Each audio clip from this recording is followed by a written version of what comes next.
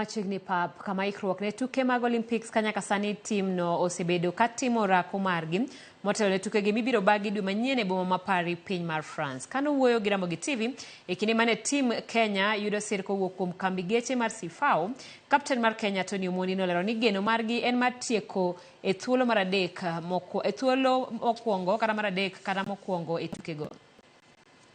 Ikruok marwa osebet maber, wasebet gi time ma preparation ni wantie camp sani, watemo tiyo gi the limit of the time we have.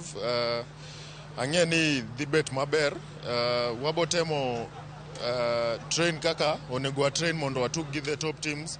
Koro kaka coach wacho e kaka watimo to ang'e maber ni nyaka waduog ka watimo gimoro maber. Wadwa tieko Olympics as the top 3 and currently ang'e ni mano e gima nitie pachwa. Koro no matter what we do from now nyaka watiek preparations, ang'e ni mano e target towards the end.